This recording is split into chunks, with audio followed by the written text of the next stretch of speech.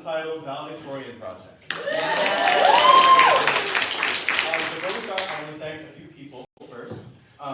Firstly, I want to thank my composition teacher, Dr. Thomas Schudenhelm. He has been such a guidance and a great teacher throughout this whole process for me, helping me refine the songs and ask me questions about the show, character development, all that type of thing. It's been really, really helpful. Next, I want to thank our pianist, Phil Rittner. Yeah. Phil is playing piano today, but he has also been such an important mentor for me in this entire project. He's been such a good supporter of my music, even like last year when I wasn't working on this, and he has asked me questions about the conflict and like why I'm writing this and what I want to say. It's really pushed me to make this thing happen today. So finally, I want to thank my performers. Yeah. They have been super hardworking, super flexible, putting in a bunch of rehearsal hours on top of everything else that we have to do. And they've been a really important part of bringing my music to life. And it's just been really, really awesome. Okay, I want to start by telling you all a little bit about this musical. I began writing it over the summer. And I got the idea because my sister is a senior in high school this year. And over the summer, she was talking about how she had to retake the SAT test because she thought that she didn't have a high enough score to get into the school that she wanted to. And around that time, I was thinking of a bunch of ideas on what I want to write a musical about, and I thought, wouldn't it be interesting if there was a musical about a bunch of high school seniors taking a test? Because it's something that we've all done, but like, how would that look if it was a musical? So for a while, when I was working on it, I struggled to find the conflict of the show, because when you take a test, you kind of just sit down, and then you take the test, and then it's over. So I was like, what's the conflict? Like, what is pushing the story forward? And the idea didn't come to me until I was having a discussion with John. And he had the idea of what if these seniors in high school were tied with the highest GPA in their class. And in order to decide who the valedictorian is of their school, they have to take an academic test to figure out who is going to be the valedictorian. So I moved forward with that premise. 6 seniors in high school that are tied with the highest grade point average, and as a result, have to take an academic test to decide who will become the valedictorian of the school. And then I began to dream of characters, like Jayceon Flores, the student body president, who is universally well-loved by adults. He's confident and the type of guy who never studies for the test, but always gets A's. Next was his right-hand woman, Vi Miller, who is the student body vice president, who works doubly harder than everybody else, but always manages to come second. Next was Chris Zaba, a lovable theater kid who has an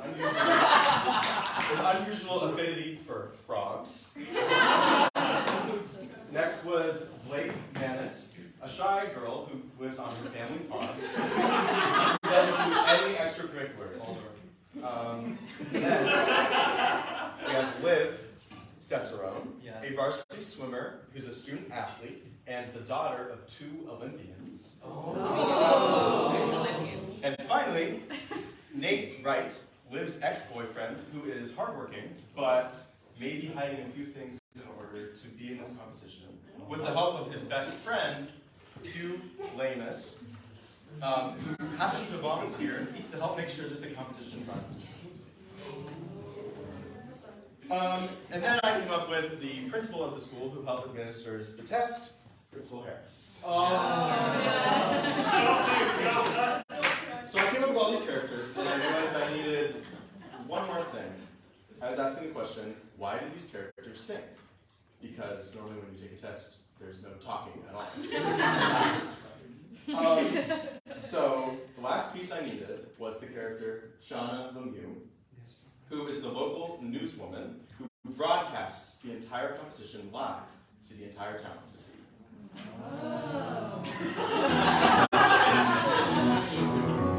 One of the first songs in the show happens when Shawna takes the opportunity to interview questions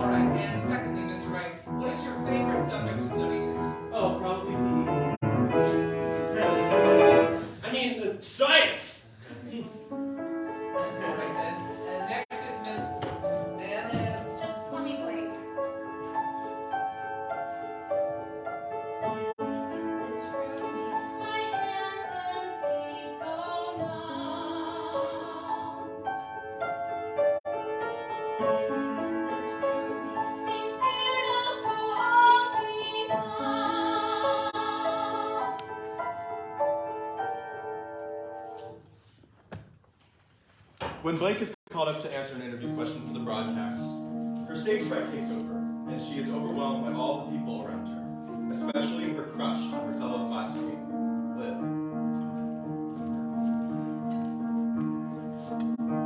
Empty seats in the stands, hello tea. Messy hair and her shirt's not been dry clean. Green and blue colored pencils, rainbow stencil on her jeans. Wanted to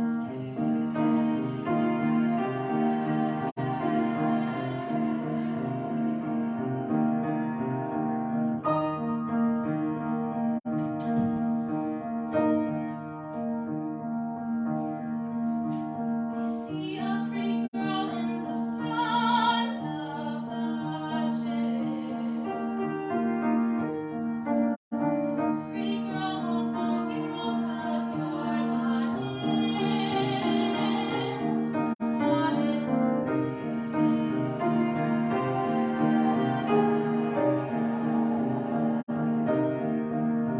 You're falling, I'm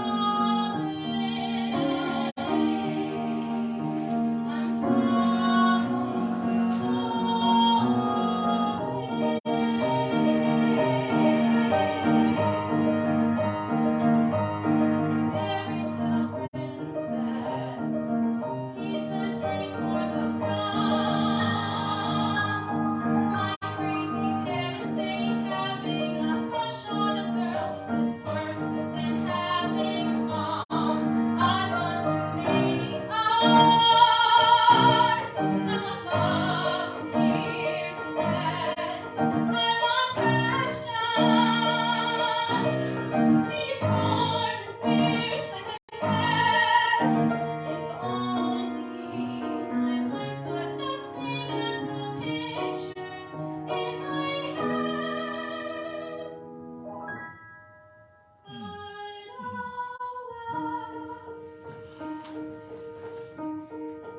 Play and pretend to keep your head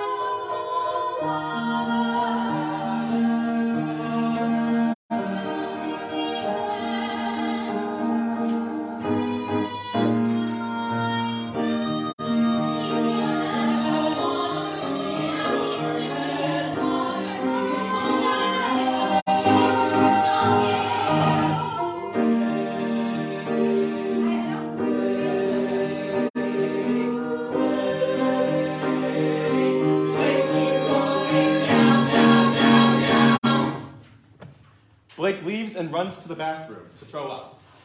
And Shawna cuts to a commercial break.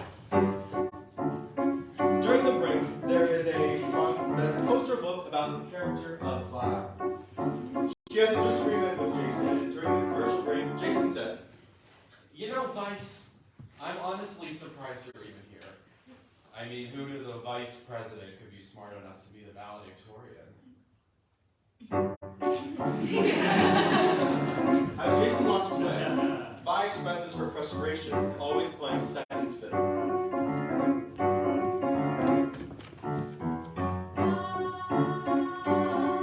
That's what he calls me.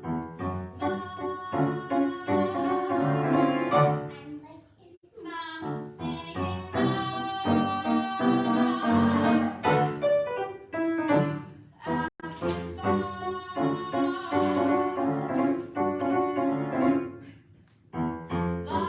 Violent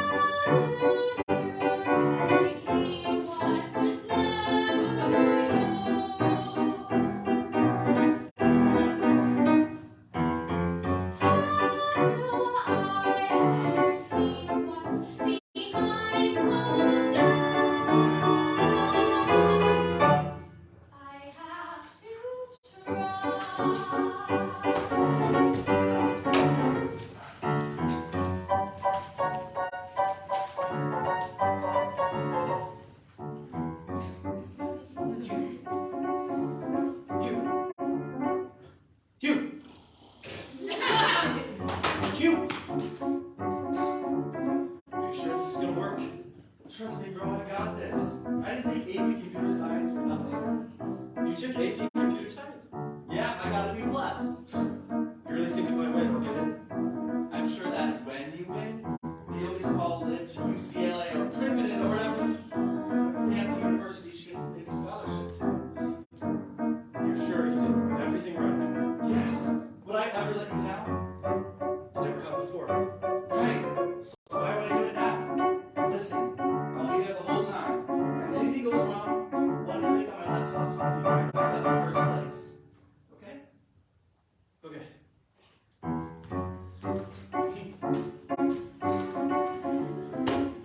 Oh my god.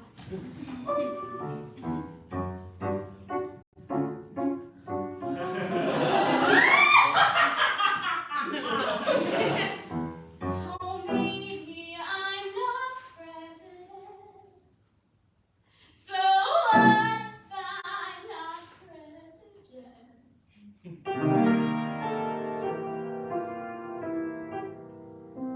So being second class uses. Now there's no more excuses. Information confidential seems to have the most potential. All this fire I'm producing, Jayceon needs reducing. Time to do what's most essential. Something truly residential. Give me another shot. I know what I've got. I've worked too damn hard to be broken and scarred by some idiots with no decency. So let myself be.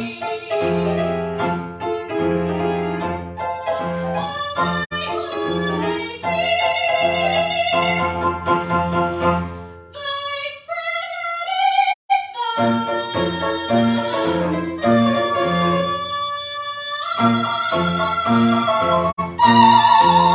Take that!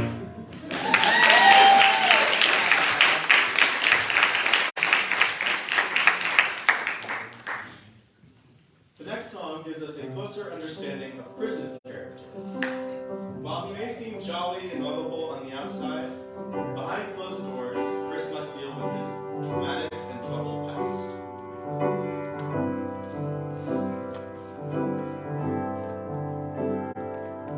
All frogs start the same as a very small spawn. Thousands of brothers, a sister, a mom. They seem sort of dull, just a big clump of eggs. But soon they'll have fingers and torsos and legs. And although they're quite small, they have no need to worry or fear.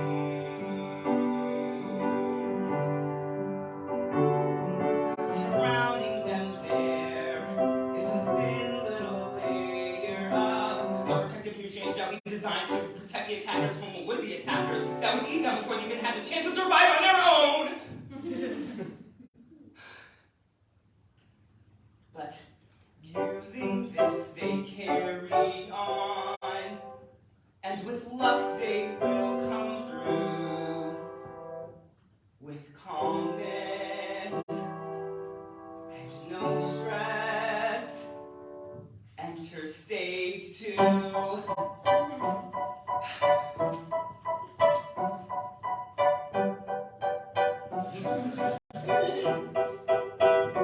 They hatch as an itty bitty tadpole, barely this large.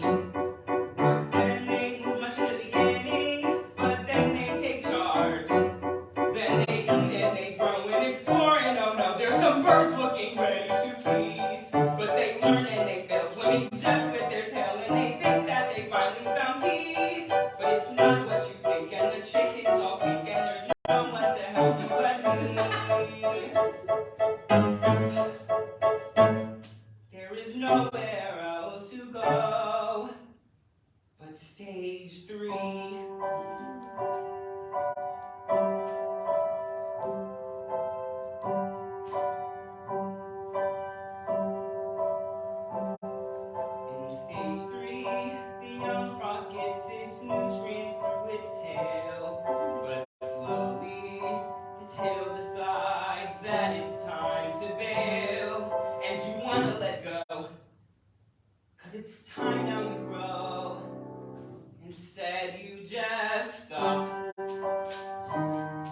But you can't, there it's gone, and you've gotta move on, 'cause time keeping going strong.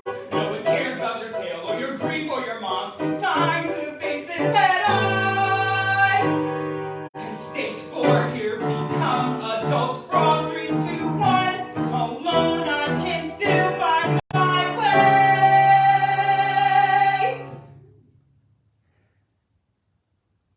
So I'll do as the frogs, and I'll beat all the odds. I'm okay.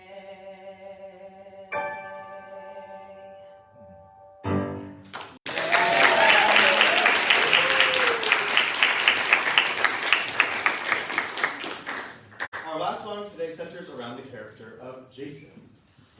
An interesting thing about Jayceon is that his dad owns the news station that Shawna works for. As a result, the adults administering the competition love Jayceon. At one point, Shawna flatters him by asking an interview question. Mr. Jayceon Flores, looking here at your file, I see that you were on the honor roll, a member of a ghost hunting club, nationally ranked in speech and debate, and you were in the skateboarding Hall of Fame. I was, yes. Back in 6th grade, it was an honor. Jayceon, well, I don't know what to say. You are so impressive. Oh, stop it. It's not that impressive. What? It most certainly is. Jayceon, now for your question. What is your biggest strategy going into this contest? And what do you think gives you an edge over your competitors?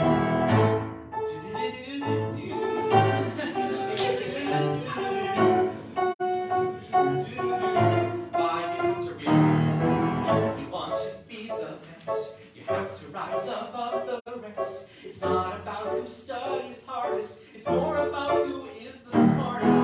Once when I was 5 or 6, I tried my hand with hockey sticks, and soon I learned I was the best. So I just said, hey, what's next? I tried horseback riding, zoo tour guiding, sailing my own yacht, and fencing, polo, football, and oh, snowboard, I forgot. No matter what new thing I tried, the ribbon's always blue.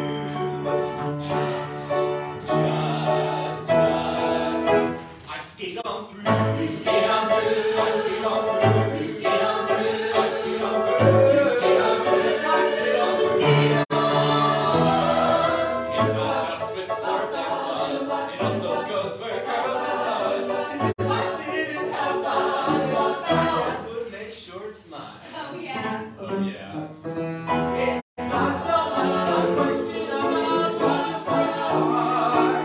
It's why that good old talent you were walking from the start. So listen, if there's one thing you're struggling to do, I don't struggle. take my advice and don't think twice. Tell her, skate on through, just skate on through. Skate on skate, skate. Skate on skate, skate. Skate on skate, Skate on skate, skate. skate on skate, Skate skate. on skate, skate. Skate on skate, skate. Skate on skate, skate. Skate on skate, skate. Amazing. Just amazing. Now, how about we see some of those talents in action?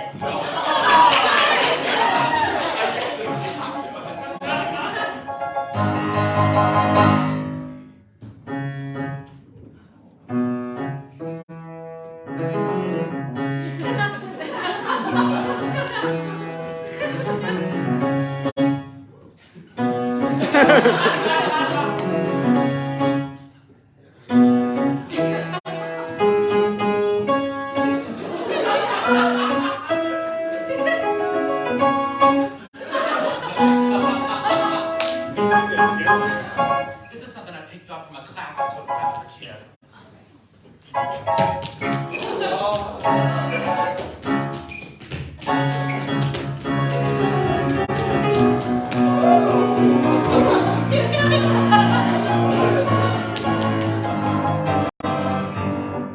Vaice, won't you come dance with me, please?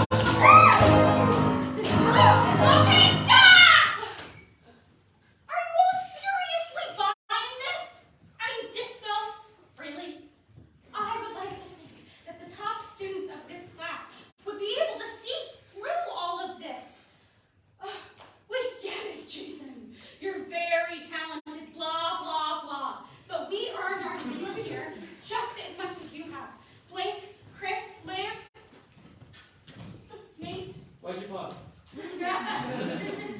We earned our place here. Hard work.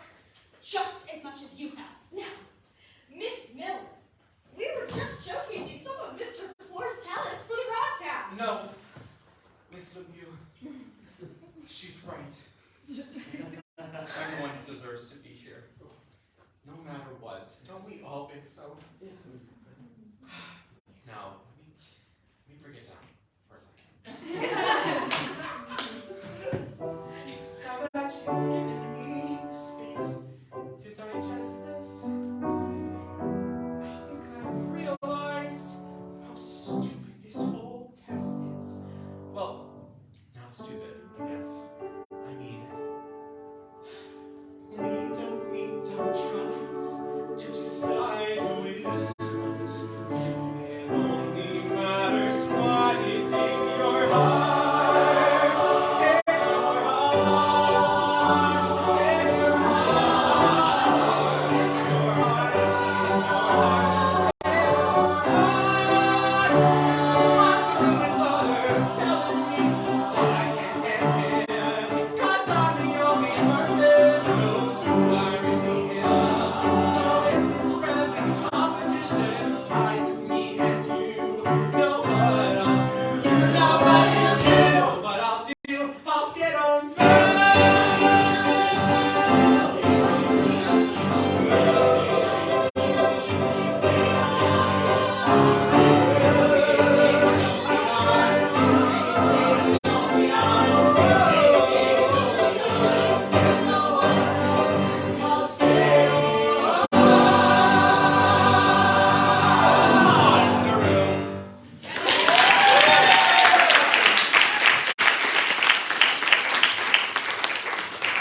That's all we have. I wanted to open the floor for a little talk back. If anybody had any questions or anything, for me or for them, or yeah. Did you have all of the characters like fleshed out before you cast people, or did will you cast influence who the characters were? Yeah, I wrote all the characters and like really fleshed them out before I even started writing the music. And like any of the material, I fully like fleshed out the characters. That was the first thing I did. And then I have really talented friends who play the parts really, really well. But yeah. What came first, music or lyrics? Depends. Normally it's both at the same time. I'll write a lyric, or I'll know that I want a specific lyric, and then I'll write a melody to go along with that. Or I will have a melody in mind that I really want. Like, I need to find a lyric that fits this melody, and kind of like they come from each other, kind of in that way. But yeah, David. After watching it today with an audience and all the hard work that went into it, how do you feel? I wanted to cry. I was sitting there and I really wanted to cry. I'm just really, really proud of everybody. Like, we only had 3 rehearsals going into this, and like they just did a really, really good job. And we're making choices and like really just like taking the material, and like now I because of like their work and like Phil's work, I like know the music better and I know the characters better because I was able to like see people do it. So now. Because I feel like, kind of like midway through the semester, I really got in a rut. And I was like, nothing was coming to me, like new songs, new anything. I was really struggling to find it. And like after seeing it up on its feet, I'm like really inspired to finish and like keep working on it. So yeah. Really beautiful, Carson. Thank you. Your music is really beautiful. Yeah. Great job, you all. Good job. So. feel like you're on to something that can speak to where we are right now in a very interesting way, right? And so as you go forward with the book, right, because I think you have a real strong grasp on the sound, which is really consistent. You have a consistent voice in your music. What are your thoughts? And I'm quite sure this is something you have to think about, right?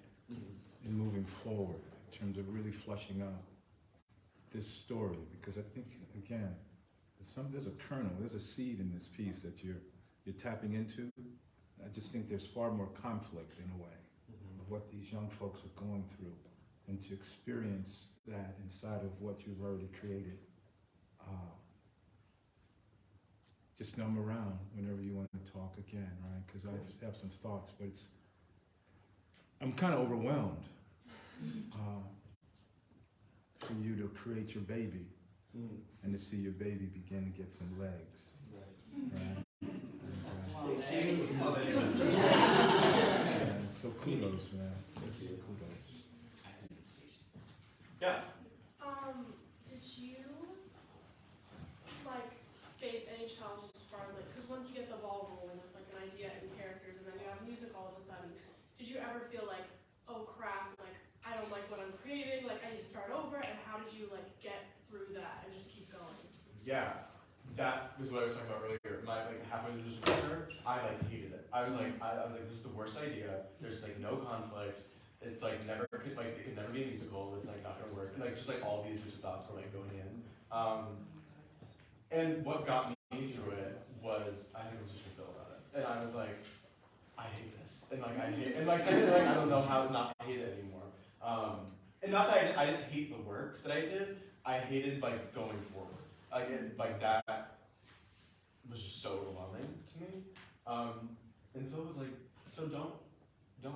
He was like, if you don't want to work on it, then don't. It's like I was giving myself these like deadlines on like what I had to do and what it was supposed to be. And I think like when I like released myself from that and like started working with them and like wrote some other like random song that like isn't connected to this at all. Like just like delving into something else made me more excited to work on this again. And like taking the pressure off of myself a little bit to make, and like that's why like what they said at the thing that you were in yesterday, what's it called? The writers' workshop yesterday, like what you guys were saying about the scariest part is putting the pen to paper, like that really spoke to me. Cause like I want it to be perfect, but obviously, like the second that it goes on the page and I kind of realized that like it's not gonna be that way. And like probably these songs are probably gonna be different, like the next time that something like this happens, so yeah. Fair. When you like had your first rehearsal, has anything changed since then, or was like, did you write all 5 songs, boom, and you gave it to them and it's been the same since then?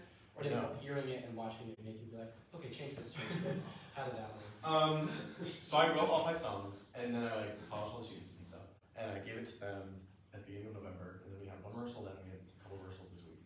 And like I added stuff like in the 30 minutes before. Like that didn't happen. Like so like reworking some of the harmonies weren't working, like splitting up the grouping differently so that we could like hear the soloist if they were background vocals, or adding in like all of that in between scenes stuff, like that was all added afterwards, or just like a lot of like just like the relationship between them was like not, I couldn't really grasp that until I actually had people to like try it out on, but then once I had people that it came quicker. Oops, yeah. What's like the next step? Do you want to like fully produce a show like this, or just cut it off, or? I don't know. I think like I don't want to put any pressure on like what it has to be. I think if I feel inspired to work on it, which like actually I definitely am. So like I think I want it. It's going to be one act musical. So if I can like finish it, I'm definitely gonna try to work on it over the break, and then probably not finish it, but like work on it, and then I don't know if something happens, then I love that, but I don't want to put any pressure on that right now. So I know you were saying just a second ago about like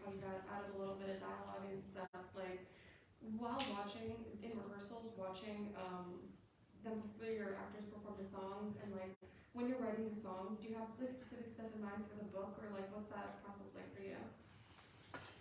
I don't know. Like I definitely like there is like book and like I want there to be a book obviously. But I kind of like I mapped out the story of like what it is right now and like where scenes are versus where songs are. But obviously like I'm more like music minded, so I just want to like do the songs first. But yeah, I'm definitely like I want to work with somebody to like collaborate on the book and like finding out like where that is and like what happens with that. But yeah, that's where I am right now. True. So who wins? You'll have to wait and see. Anybody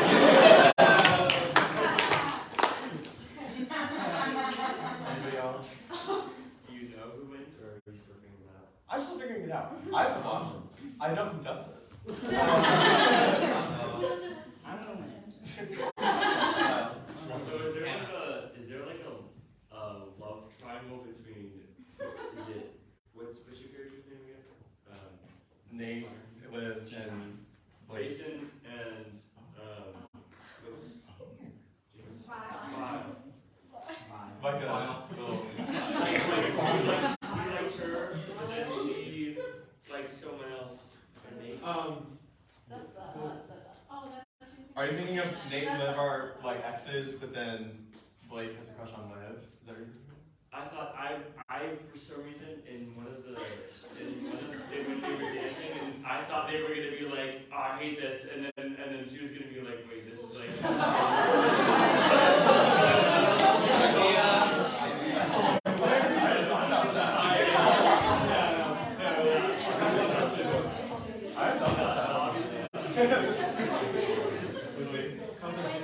You were working on the plot. Did you come up with the literal plot points first and then figure out how to get the characters there, or like let the characters kind of talk and see where they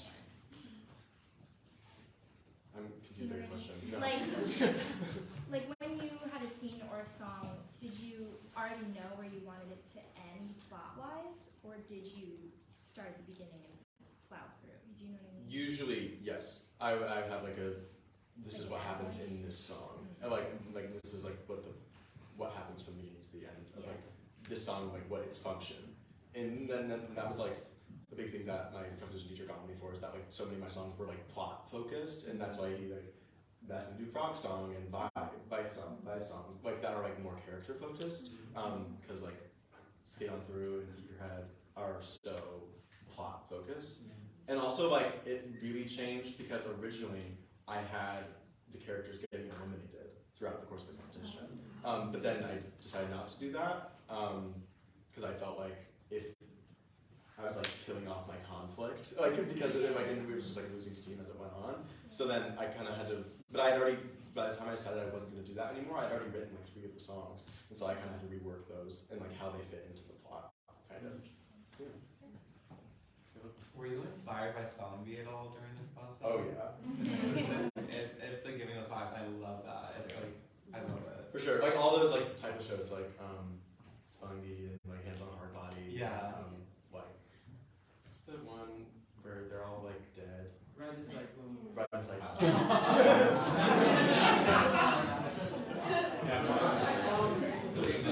Just because we obviously didn't get there today for the test, is it going to be like a written test, or is it going to be to ask questions and answer monotone? I think it'll be both. Like there's multiple sections. I think. Okay. And so I think like some sections will be written and some sections will be. Did Travis's character sing like a song about an analogy to cancer? Is that what that was? It was basically an analogy for his like life. I and really thought it was like stages of cancer. Oh. That was my intention. Stages of growth. Okay. Yeah.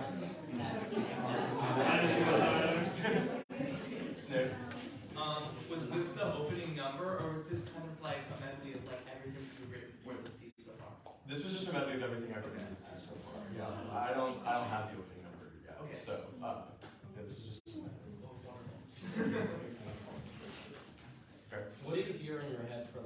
each song orchestration-wise? Because I've like, some of the songs I'm like feeling a little guitar here. Yeah, we've talked about that. Me and Thomas, my composer speaker, have talked about that. What I foresee is like just very small, like piano, woodwinds, like one person playing like a couple woodwinds, or maybe two people playing woodwinds, and then a drummer, a bassist, and a guitarist. And is that something that you would all, excuse me, something that you would do all yourself, like, The orchestration? Yeah. I don't know. I've never done it before, so I'd have to try it. But yeah, Kyle? When you first got the idea, what did you do with yourself? Like, what did you do? It's like, no, in terms of like, you're like, okay, I have this idea. Now, how do I, not even like plan out what you were going to do necessarily, but like, what did you start with? Did you write a song? Did you write a script, a character? Okay. First I talked about it with my friend Tim from back home. We just talked about it, like we went to a coffee shop and talked about it for like 4 hours. And we just like talked about like a million different ideas that we had for it. And then, so that really helped. And then the first thing I did was write the characters. And Davis actually gave me this like thing last year as like a character breakdown sheet. And it has like a bunch of different things on like their age, what they want, what they're interested in, like a bunch of different, and like at the end it's like a bunch of adjectives that you can like circle, like that they have. And I did that for every single character.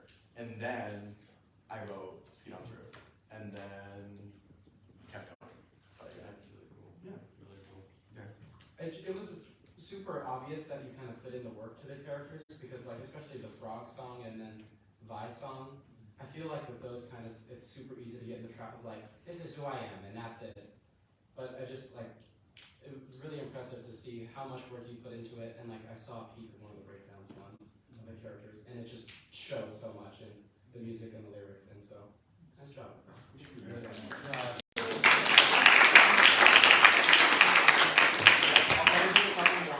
And then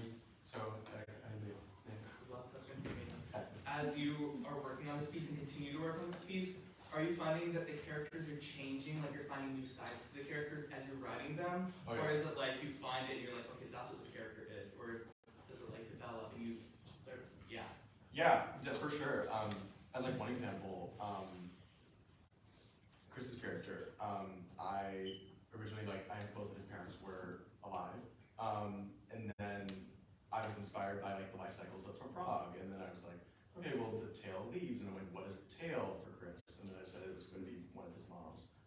Is the tail, like as an example, so like that added an element to his character that I didn't plan originally, but like was inspired, and then changed it afterwards. But yeah, no, and like even like I said earlier, like seeing them play the characters changed them for me, and like now I have like a different understanding of them because of like choices that Anna or Thabitha or Delaney made. Like now I like have a different understanding of them. Which is interesting. Yeah. Yeah. Are there certain characters that you have a more difficult time understanding than others? And like, Yeah, for sure. An example. Probably the two adult characters. I just have a lot harder time with their words, and that's like why they don't have any singing stuff yet. Because like I was struggling to figure out like why when they sing and like how they sing, that kind of thing. And then there was one, I'm trying to think. Oh, Vi.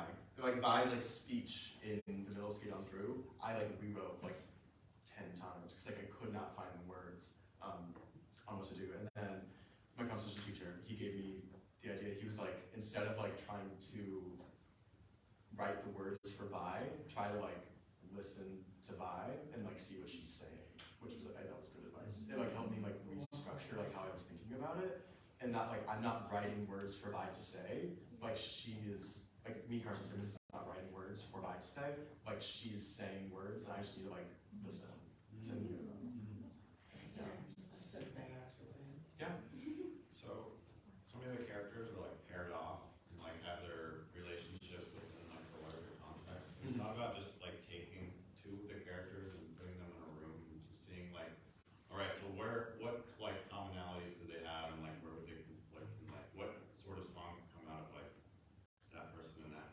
Yeah. don't really have any sort of background.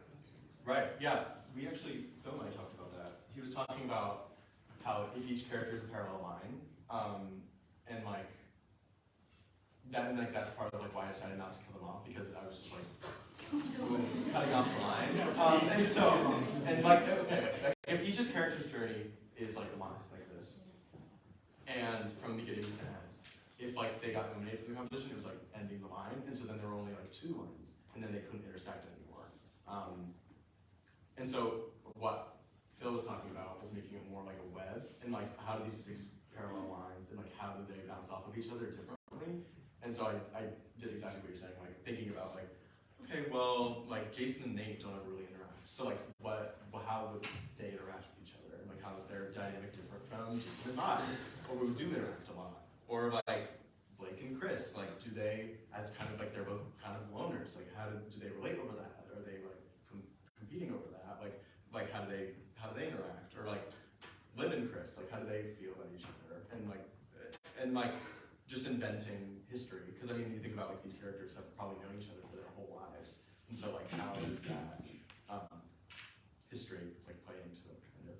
Yeah, I'll do Friday and then Kevin, and then we'll end.